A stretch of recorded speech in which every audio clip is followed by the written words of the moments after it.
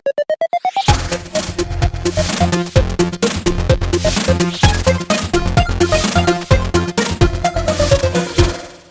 Hi guys, welcome back to channel. Next 10 days के अंदर आप लोगों के बोर्ड की एग्जाम स्टार्ट होने वाले हैं और लास्ट वीडियो के अंदर हमने डिस्कस किया था कि किस तरह से आप सही तरीके से पढ़ के मात्र 10 दिन के अंदर ऑर्गेनिक केमिस्ट्री के अंदर मैक्सिमम से मैक्सिमम स्कोर ला सकते हैं।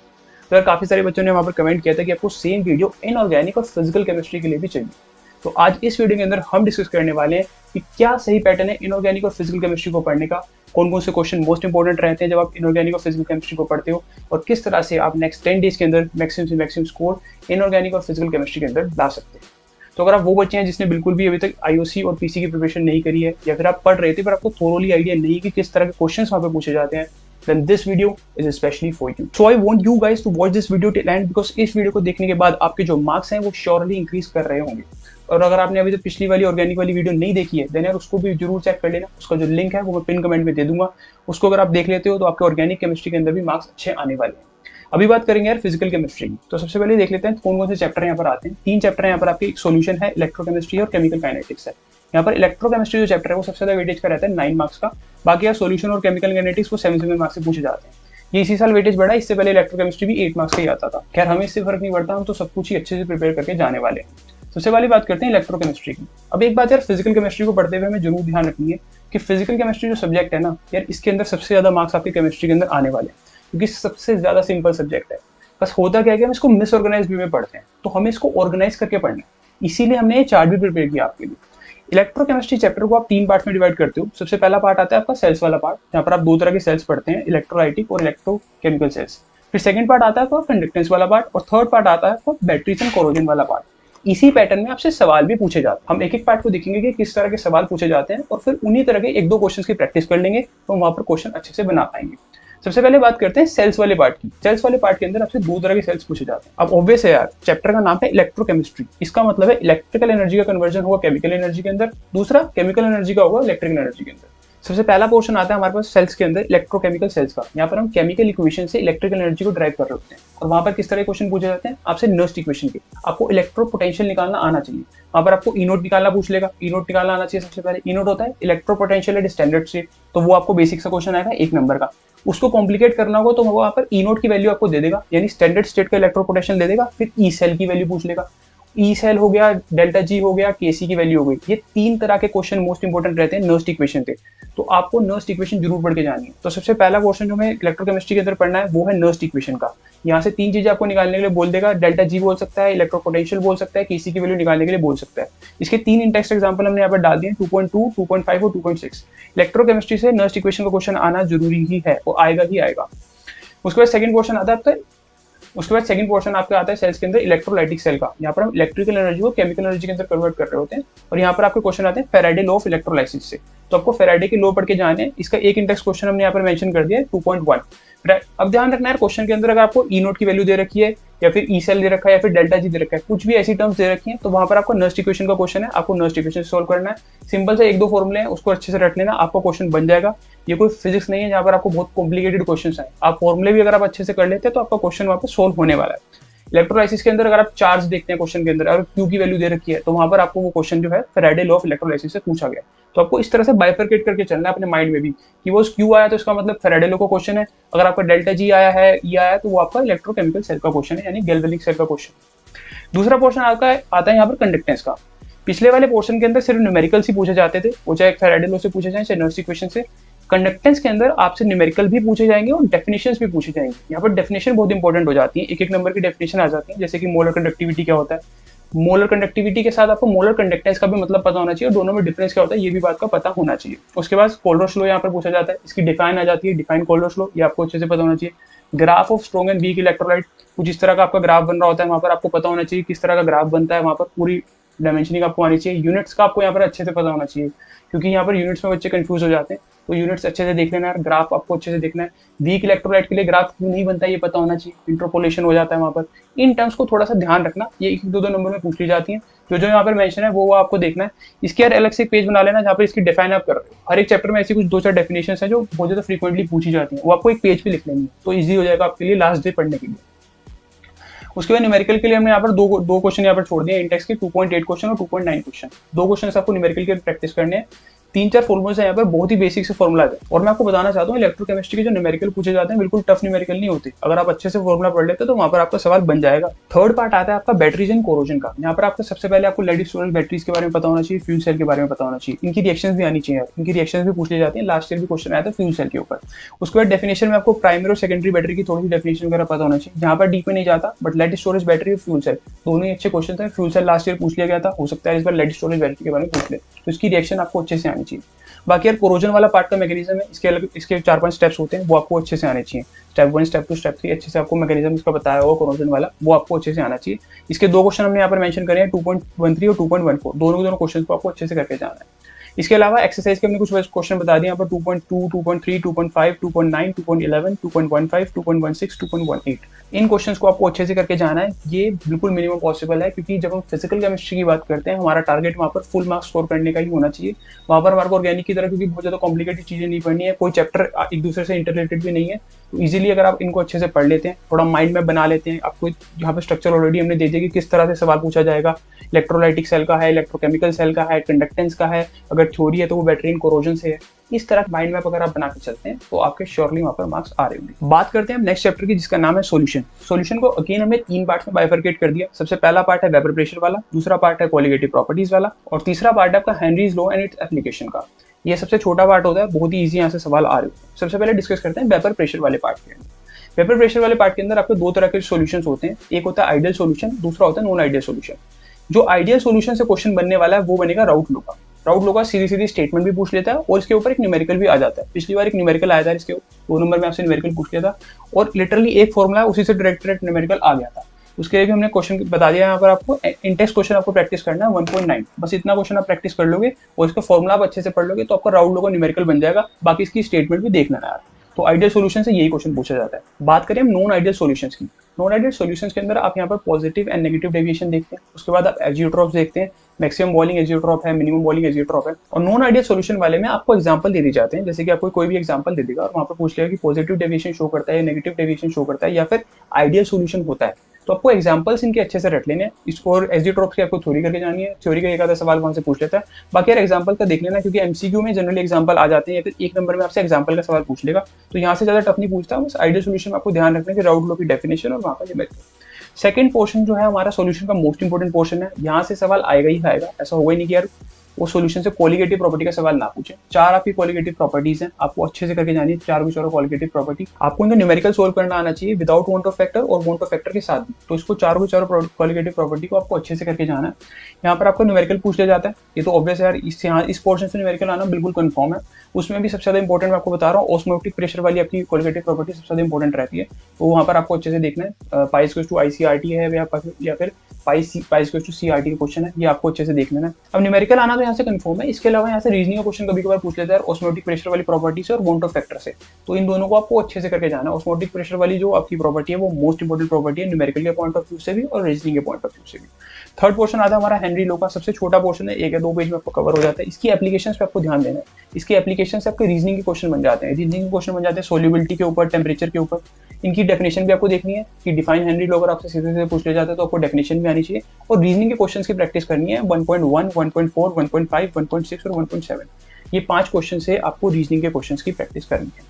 बाकी सॉल्यूशंस की जो बैक एक्सरसाइज है उसके कुछ क्वेश्चन हमने यहाँ पर मेंशन कर दिए 1.4, 1.5, 1.9, 1.12, 1.15, 1.35, 1.40 एंड 1.41। तो ये 7-8 क्वेश्चंस को हमने यहाँ पर मेंशन कर दिया है, ये आपको करके जाने हैं, आपका सॉल्यूशन का चैप्टर हो जाएगा। Now let us come to the third part of the physical chemistry, that is chemical kinetics. Chemical kinetics को अगेन हमने 3 पार्ट्स के अंदर बाइफरकेट करा है। सबसे पहले आपका डेफिनेशंस का पोर्शन आता है, दूसरा डेरिवेशंस का और तीसरा न्यूमेरिकल का। ये 3 ही तरह के सवाल यहाँ से पूछे जाते हैं। यहाँ से रीजनिंग वगैरह के क्वेश्चन जनरली आते नहीं है। रीजनिंग का जो मेनली रहता है फिजिकल केमिस्ट्री के अंदर वो सॉल्यूशन से जनरली पूछा जाता है। यहाँ से आपकी डेरिवेशन और न्यूमेरिकल ज्यादा रहते हैं यार। सबसे पहले डेफिनेशन देखते हैं कौन कौन सी पूछी जा सकती है आपसे। रेट लो है, रेट है, specific rate constant, order, molecularity, activation energy, threshold energy, collision theory. Collision theory इनकी सिर्फ आपको डेफिनेशन रट के जानी है, ज्यादा डीप में जाने की जरूरत नहीं है। 1 नंबर के लिए डेफिनेशन आपको रेडी करनी है। एक पेज पे सभी की सभी डेफिनेशन को लिख लेना। अगर आपको याद रहेंगी तो लास्ट डे आप रिवाइज कर पाओगे। अगर आप एक पेज पे लिख ले तो सभी डेफिनेशन को, तो वहाँ पर आपका 1-2 नंबर के क्वेश्चन तो इजीली बन जाएंगे। उसके बाद बात करते हैं डेरिवेशन की। तो दो डेरिवेशन यहाँ पर इंपॉर्टेंट है। इंटीग्रेटेड रेट लॉ में आप जीरो ऑर्डर फर्स्ट ऑर्डर की डेरिवेशन करते हो और दूसरी आपकी अरेनियस इक्वेशन की डेरिवेशन, यहाँ पर आप रिलेशन निकालते हो रेट कांस्टेंट और एक्टिवेशन एनर्जी के बीच में। ये दोनों की दोनों डेरिवेशन आपको आनी चाहिए, दोनों में से कोई एक तो आपसे पूछ ही लेता है जनरली। उसके अलावा यार ग्राफ ऑफ एक्टिवेशन एनर्जी आपको अच्छे से पता होना चाहिए क्या है। वहाँ पर आपको ग्राफ को समझाने के लिए बोल देगा, ग्राफ आपको क्वेश्चन पेपर में मेंशन होगा, उसको एक्सप्लेनेशन का आपको बोल देगा, तो आपको ग्राफ का अच्छे से आपको आना चाहिए, आपको मतलब पता होना चाहिए, एक एक चीज आपको वहाँ पर डीप अंडरस्टैंडिंग होनी चाहिए ग्राफ की। तो एक्टिवेशन एनर्जी का ग्राफ आपको अच्छे से करके जाना है। न्यूमेरिकल्स की बात करें तो वो यार रेट लॉ से न्यूमेरिकल आएंगे, जिस चीज की हमने डेरिवेशन करी है उन्हीं चीजों से न्यूमेरिकल बन के आ जाते हैं। First order, zero order, half life, इनके न्यूमेरिकल आ जाते हैं। ध्यान रखना है फर्स्ट ऑर्डर सबसे ज्यादा इंपॉर्टेंट है न्यूमेरिकल के पॉइंट ऑफ व्यू से भी और डेरिवेशन में, क्योंकि जीरो ऑर्डर थोड़ा सा बेसिक होता है तो वहाँ पर आपको न्यूमेरिकल नहीं पूछा जाता। फर्स्ट ऑर्डर से आपसे न्यूमेरिकल ज्यादा पूछे जाते हैं। उसके अलावा यार एक्टिवेशन एनर्जी का आपको न्यूमेरिकल आता है, जहाँ पर आपको T1 T2 के टर्म्स पूछ लेगा, फिर EA1 और EA2 का पूछ लेगा। एक बार आपको एक्टिवेशन एनर्जी कांस्टेंट कर देगा, एक बार आपको टेम्परेचर कांस्टेंट कर देगा। ये दोनों तरह के न्यूमेरिकल की आपकी अच्छी अंडरस्टैंडिंग होनी ही चाहिए। इसके अलावा यार ग्राफ पूछे जाते हैं, यहाँ पर आइडेंटिफिकेशन और ग्राफ आता है। जैसे कि एमसीक्यू में सवाल आ जाएगा कि जीरो ऑर्डर का ग्राफ है या फर्स्ट ऑर्डर का ग्राफ है, तो आपको ग्राफ की आइडेंटिफिकेशन आनी चाहिए। बनाने के लिए नहीं बोल रहा, पर आइडेंटिफिकेशन का ग्राफ आ सकता है, तो इसको अच्छे से करके जाना। न्यूमेरिकल की प्रैक्टिस के लिए 3.6, 3.7, 3.9 ये एग्जांपल्स की बात कर रहे हैं। इंडेक्स की बात करें तो 3.3, 3.4, 3.6, 3.8 और 3.9 ये 5 क्वेश्चन इंडेक्स के और शुरू के 3 क्वेश्चन आपके एग्जांपल के। बैक एक्सरसाइज की बात करें, केमिकल काइनेटिक्स, फिजिकल केमिस्ट्री इकलौता ऐसा चैप्टर है जिसकी बैक एक्सरसाइज क्वेश्चन बहुत ज्यादा इंपॉर्टेंट है। यहाँ पर न्यूमेरिकल जनरली एग्जांपल से ना लेकर के बैक एक्सरसाइज से पूछा जाता है, क्योंकि अच्छे क्वेश्चन वहाँ पर दे रखे हैं, तो उनकी प्रैक्टिस आपको अच्छे से करके जानी है। 3.2, 3.3, 3.11, 3.16, 3.18, 3.23, 3.26, 3.27 एंड 3.30। तो ये क्वेश्चंस आपके केमिकल काइनेटिक्स से पूछे जाएंगे। So that's all about physical chemistry. Physical chemistry को यार ध्यान रखना, जिस तरह से हमने बायोफरकेट करा है उसी ऑर्डर में पढ़ोगे तो माइंड मैपिंग अच्छी हो जाएगी। वहाँ पर क्वेश्चन को देख के डर नहीं लगेगा, वहाँ पर आपको पता होगा किस पर्टिकुलर सेक्शन से आपसे क्वेश्चन पूछा गया है, और आपको आइडिया भी हो गया हाँ ठीक है मेरे को इसका न्यूमेरिकल आता है, मेरे को इसकी डेफिनेशन आती है, मेरे को इसकी डेरिवेशन आती है। तो इसी तरह से पढ़ोगे और आपको बढ़िया लगेगा और आपकी चीजें कंफ्यूज नहीं होगी। और लास्ट टाइम पे पैनिक नहीं करना है इसको पढ़ने में, आपको अच्छे से इसको डीपली पढ़ना है, क्योंकि न्यूमेरिकल्स करने हैं यहाँ पर हमारे को रट्टा मार के सिंबल सॉल्व नहीं करना है। यहाँ पर अगर हमें न्यूमेरिकल करना है तो थोड़ा सा क्वेश्चन को रीड करने की हमारी एबिलिटी होनी चाहिए। तो क्वेश्चन की प्रैक्टिस जरूर करनी है, जो हमने क्वेश्चन यहाँ पर मेंशन करे हैं आपको क्वेश्चन की प्रैक्टिस यहाँ पर अच्छे से करके जानी है। Now let us talk about the inorganic chemistry. Inorganic chemistry के अंदर हमारे पास दो ही चैप्टर्स आते हैं, एक है DNF फ्लो एलिमेंट्स है और दूसरा है कोऑर्डिनेशन कंपाउंड। दोनों चैप्टर की जो वेटेज है वो सेम है, तो वेटेज से हमें फर्क पड़ता नहीं है। अंदर चलते हैं, सबसे पहले बात कर लेते हैं डी एंड एफ ब्लॉक की। तो ज्यादा बाइफरकेशन होता नहीं है, सबसे पहले बात करते हैं डी ब्लॉक की। डी ब्लॉक से सिर्फ दो ही तरह के क्वेश्चन पूछ ले जाते हैं, एक तो होता है आपका रीजनिंग का सवाल और दूसरा आपसे पूछा जाएगा प्रिपरेशन का। आपसे प्रिपरेशन करने के लिए बोल देगा। प्रिपरेशन किसकी? प्रिपरेशन और properties of KMnO4 and K2Cr2O7। सिर्फ दो ही तरह के क्वेश्चन आते हैं, एक रीजनिंग का और एक होता है प्रिपरेशन का। रीजनिंग पर बहुत वेराइड प्रॉपर्टीज पे पूछे जाते हैं। रीजनिंग किस पे पूछे जाएंगे? आपसे मेल्टिंग पॉइंट का, फिजिकल प्रॉपर्टीज जितनी भी होती हैं आपके, एंथैल्पी ऑफ एटमाइजेशन हो गया, मेल्टिंग पॉइंट हो गया, साइज हो गया, उसके अलावा ऑक्सीडेशन स्टेट, इलेक्ट्रोड पोटेंशियल। तो इन क्वेश्चंस पे यहाँ पर इन प्रॉपर्टीज पर यहाँ पर आपसे रीजनिंग पूछ ले जाते हैं। किस तरह से पूछे जाएंगे? जैसे कि इलेक्ट्रो पोटेंशियल Cr+2 का कम क्यों होता है, Mn+3 का ज्यादा क्यों होता है, इस तरह के क्वेश्चन आपसे वहाँ पे पूछ ले जाएंगे। ऑक्सीडेशन स्टेट में भी सिमिलरली ये पर्टिकुलर ऑक्सीडेशन स्टेबल क्यों होती है, इन सभी प्रॉपर्टीज के आगे वाई लगा देगा और क्वेश्चन पूछ लेगा। तो इन क्वेश्चंस को आपको अच्छे से करके जाना है। एक बात इनऑर्गेनिक केमिस्ट्री के लिए मैं आपको बता रहा हूँ, यहाँ पर अगर आप थोड़ा सा भी अपनी स्टेटमेंट को इधर उधर करते हैं तो उसका मीनिंग चेंज हो जाता है। तो जैसे ही एनसीईआरटी के अंदर लिखा हो आपको वैसे ही एज इट इज क्राइम करके जाना है यार। इसीलिए हमने यहाँ पर बहुत अच्छे से मेंशन यहाँ पर कर दिया कि आपको एनसीईआरटी के जितने भी एग्जांपल्स हैं वो आपको करके ही जाने हैं। एनसीईआरटी एग्जांपल्स अगर आप कर लेते हैं तो आपको इन प्रॉपर्टीज के जितने भी क्वेश्चन आते हैं उनको आपको मैक्सिमम आइडिया लग जाएगा। इसके अलावा बैक एक्सरसाइज के 5 क्वेश्चन हमने और मेंशन कर दिए, 4.3, 4.10, 4.21, 4.22, 4.25। ये 5 क्वेश्चन बैक एक्सरसाइज के और एनसीईआरटी के सभी एग्जांपल्स। जितने भी इन प्रॉपर्टी से सवाल पूछे जाते हैं आपको थोड़ी आइडिया लग जाएगा और इनसे सवाल आएगा ही आएगा। ऐसा हो ही सकता है कि डी ब्लॉक से रीजनिंग ना पूछे। उसके अलावा यार जेड CD HG का आपसे पूछ लेगा एक्सेप्शनल बिहेवियर क्यों होता है, क्यों ये ट्रांजिशन एलिमेंट्स कहा जाता है इनको, क्योंकि इनके जो डी ऑर्बिटल होता है वो फुल्ली फिल्ड होता है। तो इस तरह के क्वेश्चन, ये तो बेसिक क्वेश्चन है, अगर आपने थोड़ा भी डी ब्लॉक का आपको आइडिया था तो ये आपको पता होगा।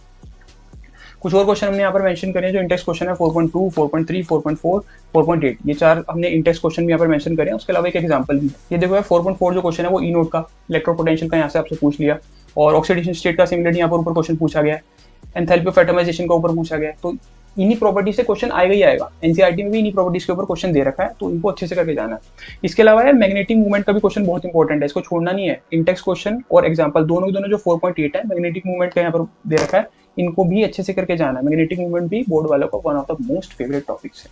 ठीक है, दूसरा पार्ट आता है preparation and properties of K2CR2O7। D block के दो ही पोर्शन है, रीजनिंग का और प्रिपरेशन का। तो 3 से 4 नंबर का आपका रीजनिंग पूछा जाएगा और 3 नंबर का यहाँ पर आपका प्रिपरेशन और प्रॉपर्टी से क्वेश्चन आ जाएगा। प्रिपरेशन और प्रॉपर्टीज को बहुत थोरोली करना है। मैं आपको बताता हूँ कि किस तरह के सवाल यहाँ से पूछे जाते हैं। सबसे पहले कैटेगरी ऑफ क्वेश्चन होता है कि सीधा सीधा बोलेगा कि इसकी जो रिएक्शंस है प्रिपेयर करने की, उसको आप अच्छे से लिख दो। तो पहला कैटेगरी तो ये होगा। दूसरी कैटेगरी में आपसे क्या करेगा कि रिएक्शन लिख के दे देगा, उसको बैलेंसिंग के लिए बोल देगा। तो हम जब रिएक्शंस को पढ़ें तो उसके स्टोइकोमेट्रिक कोफिशिएंट की हमें अच्छे से जानकारी होनी चाहिए, क्योंकि यहाँ पर आपसे बैलेंसिंग भी कराई जा सकती है और अगर आप रिएक्शन भी लिखते हैं तो आपको बैलेंसिंग करके आनी पड़ेगी, नहीं तो आपके मार्क्स जो है कट जाएंगे। थर्ड कैटेगरी यहाँ पर आती है, वो होती है वर्ड प्रॉब्लम्स की। वहाँ पर आपको वर्ड प्रॉब्लम दे देगा कि ऐसा कोई कंपाउंड है जो ऑरेंज कलर बनता है। कलर भी आपको यहाँ पर पता होना चाहिए कि किस पर्टिकुलर कलर आप मिक्स करते हैं तो कौन सा कलर वहाँ पर निकल के आता है, वो वर्ड प्रॉब्लम में आपको काम आएगा। तो यहाँ से सवाल आना पक्का होता है। अलग अलग टाइप्स के क्वेश्चन पूछ लेता है। ये 3 डिफरेंट टाइप्स हैं जो मैंने यहाँ पर आपको बता दिए। ये 3 पेज नंबर हैं जो आपको अच्छे से पढ़ने हैं इनकी, उसके लिए 105 इनकी प्रिपरेशन के लिए आपको 3 पेज नंबर है यहाँ पर मैंने आपको अच्छे से बता दिया। 105, 106 एंड 107, इन 3 पेजेस को आपको अच्छे से रखकर जाना है। प्रिपरेशन एंड प्रॉपर्टीज का सवाल जरूर रहेगा। टाइप्स ऑफ क्वेश्चन मैंने आपको बता दिया, तो आपको मेंटली रेडी रहने के किस तरह का क्वेश्चन पूछा जाएगा। इसके अलावा बैक एक्सरसाइज का एक क्वेश्चन मैंने आपको यहाँ पर मेंशन कर दिया है जो है 4.26। इस क्वेश्चन को भी अच्छे से पढ़ लें। उसके अलावा यार 3 प्रॉपर्टीज और हैं, इसके लिए एक पेज पढ़ लेना। 104 कैटालिटिक प्रॉपर्टीज है, फॉर्मेशन ऑफ इंटरस्टिशियल कंपाउंड्स है, एलर फॉर्मेशन है। एक ही पेज पर है, तीनों के तीनों पढ़ लेना। बाई चांस यहाँ से आ जाता है एक आधे नंबर क्वेश्चन यहाँ से पूछ लिया जाएगा, बट ऊपर वाला जो पोर्शन है वो बहुत इंपॉर्टेंट है, इसको तो मार्क कर लो। वेरी इंपॉर्टेंट पोर्शन है, इसको बिल्कुल भी छोड़ना नहीं। अब आते हैं एफ ब्लॉक पे। 1 या 2 नंबर का यहाँ से पूछा जाता है, ज्यादा डीप में टॉपिक्स नहीं पूछे जाते आपसे। एफ ब्लॉक के अंदर लैंथेनोइड और एक्टिनोइड की सीरीज होती है। सबसे पहले आपको इलेक्ट्रॉनिक कॉन्फिगरेशन और ऑक्सीडेशन स्टेट के बारे में पता होना चाहिए, लैंथेनोइड और एक्टिनोइड का। मेनली क्वेश्चन लैंथेनोइड से पूछा जाता है, फिर एक्टिनोइड पे आएगा। पहले जो प्रायोरिटी देगा वो लैंथेनोइड को ही देगा, तो इसका तो अच्छे से पता होना चाहिए। 2 टेबल आपको रेफर करने हैं इसके लिए, 4.9, 4.10। 4.9 आपका लैंथेनोइड का टेबल है, 4.10 आपका एक्टिनोइड का टेबल है। ये जितने भी यार पेज नंबर बता रहा हूँ, क्वेश्चंस बता रहा हूँ, टेबल्स बता रहा हूँ, ये सभी के सभी न्यू एनसीईआरटी पैटर्न के अकॉर्डिंग है, तो कंफ्यूज मत होना। अगर पुरानी वाली है तो उस हिसाब से देख लेना थोड़ा सा। बाकी लैंथेनोइड कंट्रैक्शन और उसकी कॉन्सिक्वेंसेस क्या होते हैं वो पूछा जाता है। अब एक बात का ध्यान रखना है, अगर रीजनिंग का क्वेश्चन एफ ब्लॉक से आता है तो उसका सिंपल एक ही आंसर होगा, ड्यू टू लैंथेनोइड कंट्रैक्शन। इससे ज्यादा कोई अलग आंसर आपको होगा नहीं। अगर आपको एफ ब्लॉक का कोई भी रीजनिंग क्वेश्चन दिखता है तो ये लिखाना है आराम से, ठीक है जी। थर्ड पार्ट आता है आपका लैंथेनोइड और एक्टिनोइड में कंपैरिजन। इसको पढ़ लेना, आपके नंबर यहाँ पर एफ ब्लॉक से इससे ज्यादा कुछ पूछा नहीं जाएगा, आपके नंबर यहाँ पर आ जाए। कुछ क्वेश्चंस की प्रैक्टिस हमने यहाँ पर दिया आपको एफ ब्लॉक के अंदर। इंडेक्स 4.10 क्वेश्चन है, बैक एक्सरसाइज का 4.29 क्वेश्चन है, कुछ इंपॉर्टेंट क्वेश्चन 4.28, 4.34, 4.36। हमने तीनों के तीनों क्वेश्चन यहाँ पर मेंशन कर दिए। इनको आप सोल्व कर लोगे, आपको आइडिया लग जाएगा किस तरह के सवाल पूछे जा रहे हैं और किस तरह से आपको आंसर लिखना है। आंसर लिखना देखना है यार आपको इनऑर्गेनिक केमिस्ट्री के अंदर, क्योंकि उसी तरह से आपको इनऑर्गेनिक केमिस्ट्री के आंसर लिखने पड़ेंगे। आप थोड़ा भी इधर उधर कर दोगे तो मार्क्स वहां पर कट जाएंगे। Now let us come to the last part of the inorganic chemistry, that is coordination compound. Coordination compound को हमने अगेन 5 पार्ट्स के अंदर बाइफरकेट कर दिया। सबसे पहला वाला पार्ट है इसका डेफिनेशन का पार्ट। डेफिनेशन में पूछ लिए जाते हैं अलग अलग तरीके की डेफिनेशन, जैसे कि वर्नर थ्योरी की डेफिनेशन आपको आनी चाहिए, लिगेंड्स क्या होते हैं, बिन एंडेड लिगेंड्स क्या होते हैं, चिलेटिंग लिगेंड्स क्या होते हैं। तो ये कुछ डेफिनेशंस हैं जो आपको आनी चाहिए। 1 नंबर में पूछ लेता है, कभी पूछेगा भी नहीं पूछेगा, बट आपको पता होना चाहिए इन डेफिनेशंस के बारे में, क्योंकि फ्री के मार्क्स होते हैं। बाकी IUPAC हमारे को समझ नहीं आता है, काफी कंफ्यूज रहते हैं हम, तो इसके लिए यार आपको सोल्ड एग्जांपल लगा लेने हैं और इंटेक्स क्वेश्चन जितने भी हैं वो लगा लेने हैं। इसके बाहर वो नहीं पूछता IUPAC का सवाल, पर 1 नंबर का सवाल मोस्ट ऑफ द टाइम वो IUPAC से पूछ लेता है। थर्ड पार्ट आता है हमारे पास आइसोमर्स का। आइसोमर्स में आपको 2 आइसोमर उनके फेवरेट हैं, एक है ज्योमेट्रिकल आइसोमर और दूसरा है ऑप्टिकल आइसोमर्स। यहाँ पर क्या करेगा, आपको कंपाउंड दे देगा, उसका बोलेगा कि इसके ज्योमेट्रिकल आइसोमर्स ड्रॉ करिए और ऑप्टिकल आइसोमर्स ड्रॉ करिए, तो ये आपको अच्छे से आना चाहिए। उसके अलावा स्ट्रक्चरल आइसोमर्स के अंदर ज्यादा नहीं जाता यार, आइडेंटिफिकेशन के लिए बोल देता है, पर ज्यादा प्रॉब्लम आपको नहीं करेगा। मेनली क्वेश्चन आपका ज्योमेट्रिकल आइसोमर और ऑप्टिकल आइसोमर से आएगा, तो ये आपको जरूर से करके जाना है। इसके लिए एग्जाम्पल रेफर करें 5.5, इसको कर लें, थोड़ा सा आपको आइडिया लग जाएगा किस तरह से क्वेश्चन पूछा जाता है। अब आते हैं बाकी, इसमें 2 क्वेश्चन और हैं 4.10 और 4.11, ये दोनों क्वेश्चन आपको अच्छे से कर लेंगे। उसके बाद आते हैं हमारे 2 इंपॉर्टेंट पोर्शन जो है VBT और CFT। VBT का सवाल फाउंडेशन कंपाउंड से जरूर 2 से 3 नंबर का पूछा जाएगा। आओ देख लेते हैं कौन से सवाल पूछे जाएंगे और किस तरह के सवाल पूछे जाएंगे और कौन से क्वेश्चन मोस्ट इंपॉर्टेंट है। VBT के अंदर सबसे पहले आपको हाइब्रिडाइजेशन निकालना आना चाहिए, बहुत इंपॉर्टेंट है। उसके बाद यार ज्योमेट्री आपको प्रेडिक्ट करनी आनी चाहिए, किस तरह की ज्योमेट्री उसकी बनने वाली है, और लास्ट में मैग्नेटिक मूवमेंट आप कैसे निकाल सकते हो VBT के थ्रू, ये भी आपको आना चाहिए। ये क्वेश्चन भी पूछ लिया जाता है कि how you can find magnetic movement with the help of valence bond theory, तो ये भी आपको आना चाहिए। यहाँ पर VBT के ये 2-3 तरह के क्वेश्चन बनते हैं। VBT को थोरोली पढ़ने के लिए 2 पेजेस हमने मेंशन करे हैं, 129 और 130, इन दोनों पेजेस को आप पढ़ लेना। क्वेश्चन आपको 4 रेफर करने हैं। एक है एग्जांपल 5.7, इसको देख लेना यार। देखो मैग्नेटिक मूवमेंट यहाँ पर भी बोला है कि दे रखा है, आपको ज्योमेट्री प्रेडिक्ट करनी है, तो ये चलता रहेगा। मैग्नेटिक मूवमेंट दे रखा होगा, ज्योमेट्री प्रेडिक्ट करनी होगी, तो VBT से आपको ये चीजें प्रेडिक्ट करनी आनी चाहिए। उसके बाद इंडेक्स क्वेश्चन के यार 3 क्वेश्चन है, 5.5, 5.6 और 5.7। तीनों क्वेश्चन को आपको अच्छे से लगा लेना। लास्ट आता है हमारे पास सीएफटी। अगेन सीएफटी को भी आपको वीबीटी की तरह पढ़ना है, थोरोली इसकी अंडरस्टैंडिंग लेनी है। इसके अंदर में 2 क्वेश्चन मेंशन कर दिए, एक तो इंडेक्स क्वेश्चन 5.8 और दूसरा index question 5.10। So that's all about inorganic and physical chemistry. जितने भी most important most probable question थे वो हमने यहाँ पर डिस्कस कर लिए। मैं आपको फिर से बता देना चाहता हूँ, सिर्फ इन्हीं क्वेश्चंस के ऊपर रिलाई नहीं करना। एक तो मैं टाइप्स ऑफ क्वेश्चन सीखना है, जैसा कि मैंने बाइफरकेट करा चैप्टर्स को, आपको चैप्टर को पढ़ने का सही तरीका वहाँ पर देखना है, किस तरह से पढ़ के जा रहे हो। उसके अलावा अगर आपके पास टाइम बचता है देन प्लीज एनसीईआरटी के क्वेश्चन आप जितने ज्यादा लगा सकते हैं लगाइए। पीवाईक्यूज अगर आप सोल्व कर सकते हैं तो उसको कीजिए। एनसीईआरटी क्वेश्चन यार बहुत ज्यादा इंपॉर्टेंट है, तो एनसीईआरटी क्वेश्चन जितने ज्यादा अगर आप वहाँ पर लगाएंगे तो वहाँ पर मार्क्स आने की प्रोबेबिलिटी आपकी बढ़ जाएगी।